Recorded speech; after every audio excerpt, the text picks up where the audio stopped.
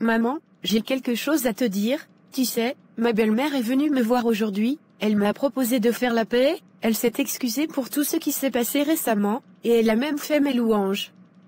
Franchement, je ne sais pas quoi en penser. Faire la paix, tu dis, c'est un peu étrange, après tout ce qu'elle t'a fait, tout ce qu'elle t'a dit, pourquoi maintenant, tout d'un coup?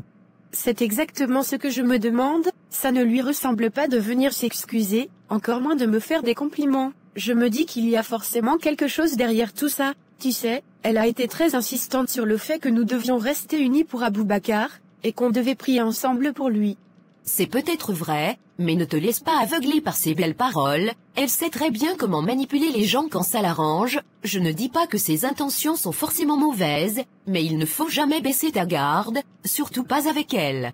Tu as raison maman, j'ai ressenti une certaine méfiance en l'écoutant, elle parlait comme si elle essayait de me mettre en confiance, et j'avoue que ça m'a fait réfléchir, surtout avec tout ce qui se passe en ce moment, je ne veux pas me laisser avoir par de fausses intentions. C'est exactement pour ça que je te conseille de rester vigilante, garde toujours un œil sur elle, même si elle te fait croire qu'elle veut faire la paix, il faut que tu sois prudente, elle peut avoir des arrière-pensées, surtout quand il est question de biens et d'argent. Et c'est là où ça devient délicat, je pars après-demain pour les États-Unis avec Aboubacar, pour son traitement et vu que je ne serai pas là, je pensais te confier la gestion de la maison en mon absence, j'ai tous les papiers des biens et des comptes d'Aboubacar, j'aimerais te les donner pour les garder en sécurité jusqu'à mon retour.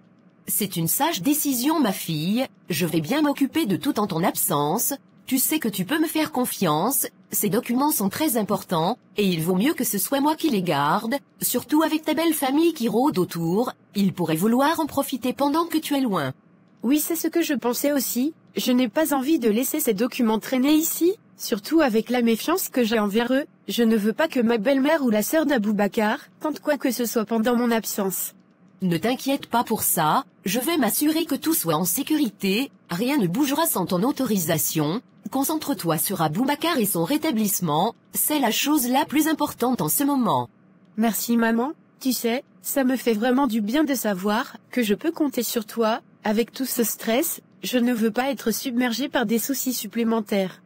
Tu fais bien de ne pas leur faire confiance, on ne sait jamais ce qui peut se passer, tu pars à des milliers de kilomètres, et elle pourrait penser que c'est le moment idéal pour agir dans ton dos, mais tant que je suis là, tu peux être tranquille, et je prie que tout se passe bien là-bas, que tu puisses revenir avec de bonnes nouvelles sur l'état de santé d'Aboubacar. Je l'espère aussi, les médecins disent qu'il aura de meilleures chances de se rétablir là-bas, et c'est tout ce que je veux, mais je ne peux pas m'empêcher de penser à tout ce qui pourrait arriver ici pendant mon absence. C'est pour ça que je te confie les papiers, au moins je n'aurai pas à m'inquiéter de ça. Tu fais bien, tu n'as pas besoin d'avoir toutes ces préoccupations sur les épaules, je vais veiller sur la maison, concentre-toi sur ton mari et sur ce voyage, si Dieu le veut, tu reviendras avec lui en meilleure santé, je vais aussi prier pour vous tous les jours. Merci maman, ta présence et ton soutien sont un vrai réconfort, avec tout ce qui se passe, ça m'aide vraiment de te savoir à mes côtés. C'est normal, je suis ta mère, et c'est mon rôle de veiller sur toi, surtout dans des moments comme celui-ci, tout ira bien tu verras, en attendant, reste sur tes gardes avec ta belle famille, elles peuvent te sourire, te faire croire qu'elles veulent la paix, mais derrière ce sourire, il peut y avoir autre chose. Je me disais aussi que c'était un peu trop beau pour être vrai, je vais continuer à rester méfiante, je ne vais pas baisser ma garde, merci encore pour tout. Bonjour madame, est-ce que je peux vous aider? Ouvre-moi la porte et apporte-moi de l'eau. Je suis désolée madame, mais ma patronne m'a donné des consignes strictes, elle m'a dit de ne pas laisser entrer n'importe qui pendant son absence. Pardon, n'importe qui, donc maintenant je suis n'importe qui aux yeux de cette Yasmine, elle a osé te dire de ne pas me laisser entrer dans la maison de mon propre fils, tu te rends compte de ce que tu es en train de dire là? Non madame, je ne voulais pas dire ça comme ça, c'est juste que madame Yasmine m'a demandé de faire attention, elle ne veut pas de visiteurs non prévus.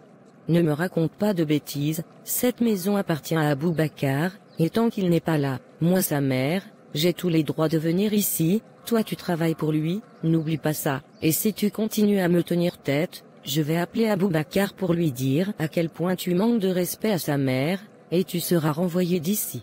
Non madame, je vous en prie, je ne veux pas perdre mon travail, je comprends, entrez madame, je suis vraiment désolée.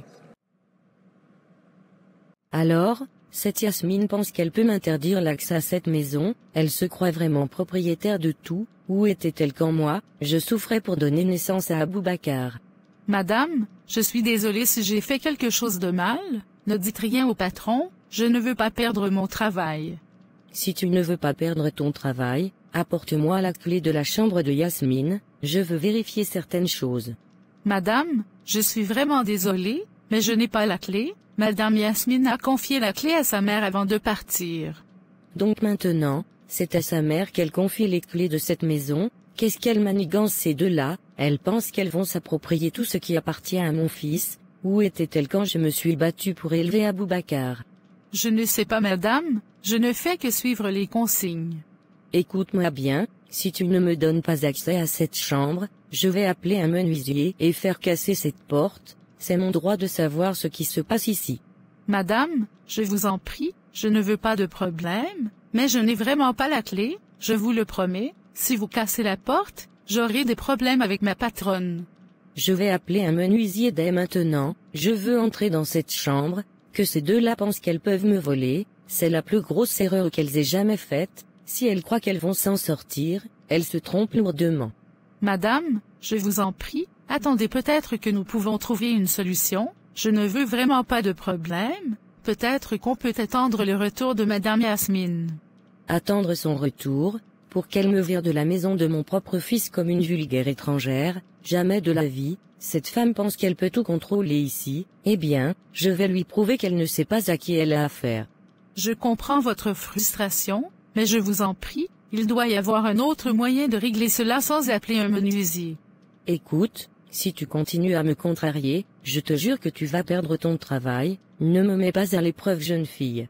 D'accord, madame je vous comprends, je ne vais pas vous empêcher de faire ce que vous voulez, mais je suis vraiment désolée, je ne veux pas perdre mon travail. C'est mieux ainsi, maintenant va me chercher de l'eau, je vais boire et du jus de fruits, tu mets un peu de glaçon dedans, cette Yasmine pense qu'elle peut jouer à ce jeu avec moi, mais elle va voir.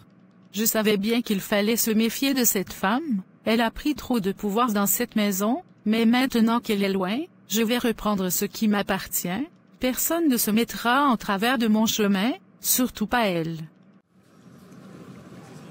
Qu'est-ce qui s'est passé ici? Pourquoi la porte de la chambre de ma fille est-elle dans cet état?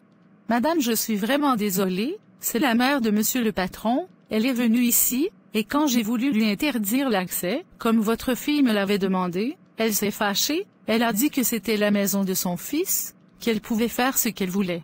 Et elle a osé faire ça? Elle a défoncé la porte? Oui madame, elle a appelé un menuisier pour casser la porte, quand elle a su que je n'avais pas la clé. Où est-elle? Elle est dans la cuisine, elle est en train de manger. Mais qu'est-ce que tu es en train de faire? Tu as défoncé la porte de la chambre de ma fille, et tu t'installes ici comme si tout t'appartenait, fais-toi respecter, quelles sont ces manières? Calme-toi ma chère, c'est la maison de mon fils, donc je fais ce que je veux ici, je n'ai pas besoin de ta permission ni de mon fils, ni de celle de ta fille. D'ailleurs est-ce que l'un de tes fils a ce genre de maison, donc faut savoir me parler. Tu te rends compte de ce que tu es en train de dire? Ton fils est dans le coma, entre la vie et la mort, et au lieu de prier pour lui, ce sont ses biens qui t'intéressent, où est ta conscience, où est ton cœur de mère? Ne me fais pas la leçon, je fais ça pour ma famille, je ne vais pas laisser toi et ta fille voler ce qui appartient à mon fils, vous pensez que parce qu'il est malade, vous allez tout accaparer, jamais, j'étais là quand Aboubacar grandissait, j'ai tout sacrifié pour lui, et je ne vais pas vous laisser prendre ses biens. Voler ce qui appartient à ton fils, qui est la voleuse ici, toi ou moi, c'est toi qui viens ici, qui casse des portes pour fouiller la chambre de ma fille, où étais-tu quand il a décidé de faire confiance à sa femme, quand il a choisi de partager sa vie avec elle, c'est toi-même qui es venu me voir pour me dire que tu aimerais que ton fils épouse ma fille. Je me suis trompé sur son compte, si je savais qu'elle était comme ça, mon fils n'allait jamais l'épouser. D'ailleurs qu'est-ce que tu faisais pendant tout ce temps? Pendant que moi je me tuais à la tâche, pour élever Aboubacar et lui offrir un avenir meilleur, qu'est-ce que tu faisais? Tu préparais ta fille pour profiter de la réussite de mon fils. Préparer ma fille pour profiter de la réussite de ton fils? Tu te rends compte à quel point tu es ridicule? Comme si c'est moi qui suis venu te voir, pour que ton fils épouse ma fille. D'ailleurs ma fille a toujours été une bonne épouse pour ton fils. Bonne épouse tu dis, ne me fais pas rire, elle l'a éloigné de sa propre famille, depuis qu'il est avec elle, je n'ai jamais vu mon fils aussi distant, elle l'a envoûté à mais je vois clair dans son jeu, mais je vais vous montrer qui je suis. Tu n'es qu'une manipulatrice sans scrupules, ton fils est dans le coma, et tout ce qui te préoccupe, ce sont ses biens, ce que tu devrais faire, c'est prier pour lui, pour qu'il revienne à la vie, mais non, tout ce qui t'intéresse, c'est l'argent et ses biens, c'est pour ça que tu es prête à casser des portes, à fouiller dans ses affaires comme une voleuse. Mais ce que tu cherches, tu ne les auras jamais. Je ne laisserai pas toi et ta fille vous emparer de ce que j'ai construit avec Aboubacar, vous n'étiez pas là quand je souffrais pour lui donner un avenir, vous ne savez pas ce que c'est que de se battre pour un enfant. Se battre pour un enfant, et qu'as-tu fait d'autre que le contrôler toute sa vie, le manipuler pour qu'il fasse tout ce que tu veux, ton fils a réussi malgré toi, pas grâce à toi, il a trouvé une femme qu'il aime et qui l'a aidé à être l'homme qu'il est aujourd'hui, toi tu n'as fait que le retenir, l'empêcher de grandir. Et ta fille, elle est venue avec l'intention de tout prendre, elle ne sait même pas comment gérer un ménage, mais elle veut gérer une fortune, elle n'est qu'une profiteuse, et toi tu l'as bien éduquée pour ça, je vois clair dans votre jeu. Ma fille est une femme respectable, une femme digne, elle a tout fait pour ton fils, tu as voulu que ton fils épouse ma fille afin que tu puisses la contrôler, mais comme tu sens que tu perds ton emprise, tu te retournes contre nous. Si mon fils est aujourd'hui dans le coma, c'est à cause de ta fille. Tu oses dire ça, c'est de ta faute s'il est dans cet état, avec toute la pression que tu lui as mise. Ton fils n'a jamais été libre à cause de toi. Si quelqu'un doit porter la responsabilité de ce qui lui arrive, c'est toi, avec tes mauvais agissements. Je ne vais pas te laisser détruire tout ce que j'ai construit avec mon fils, quoi que tu en dises, je vais récupérer ce qui nous revient de droit, et si ça implique de te faire tomber, toi et ta fille, je le ferai sans hésitation. Essaie donc, mais je te préviens, tu n'as aucune idée de ce dont je suis capable pour protéger ma fille et l'avenir qu'elle construit avec ton fils, ce que tu crois être ton droit, ce n'est plus ton combat, tu as perdu cette guerre le jour où ton fils a choisi Yasmine. Bonjour mademoiselle Emanuela, je me permets de vous contacter au nom de votre défunt père, je suis le gestionnaire en charge de ses affaires financières, il m'avait laissé des instructions précises concernant un fonds qu'il avait mis de côté pour vous. Avant son décès, votre père avait placé une somme importante en votre nom, il avait indiqué que cet argent devrait vous être remis à votre 26e anniversaire. J'ai vérifié les documents et comme vous venez d'atteindre cet âge, il est maintenant temps pour moi de vous remettre cet argent. De l'argent, mon père ne m'a jamais parlé de ça, c'est vraiment sérieux? Absolument, votre père était très prévoyant, il m'avait donné des instructions claires de ne pas vous parler de cet argent avant que vous n'atteigniez l'âge spécifié, normalement c'est lui qui devrait vous remettre cet argent, mais malheureusement il nous a quittés, la somme en question est d'environ 500 millions de nos francs. 500 millions, vous êtes sûr qu'il s'agit bien de moi? Je comprends que cela puisse être surprenant, mais oui mademoiselle, c'est bien vous, votre père était un homme d'affaires avisé, et il voulait s'assurer que vous auriez les ressources nécessaires pour réaliser vos rêves ou faire face à la vie avec un certain confort. C'est incroyable, je ne sais même pas quoi dire, j'aimerais comprendre pourquoi mon père ne m'en a jamais parlé. Il souhaitait probablement que vous viviez votre vie sans compter sur cet argent, avant d'atteindre une certaine maturité, il m'a expliqué que vous découvririez cela lorsque vous seriez prête à en gérer l'ampleur. Je vous encourage à prendre votre temps pour réfléchir à ce que vous ferez de cet argent, c'est une somme considérable, et je suis sûr que votre père voudrait que vous l'utilisiez à bon escient. Je suis encore un peu sous le choc, mais je vous recontacterai bientôt. C'est tout à fait compréhensible, prenez le temps qu'il vous faut, et je suis à votre disposition pour toute question ou inquiétude. Bonne journée mademoiselle. Bonne journée monsieur.